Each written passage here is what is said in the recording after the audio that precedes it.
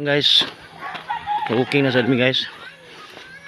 Gikan sa Kalasungay, paingon mi sa Kanayan. Diya mi City Pool agi guys, paingon sa Kanayan. Paingon din mi sa New Dam site. Gawas din mi sa Caribbean Wood. To din mi sa Pine Ridge. Dito din sa mga Ridge. Dito din mi paingon sa Tutris. Panaog din mi sa gawad. Muna mo ruta karon guys. Exercise, walking with my wifey and my daughters.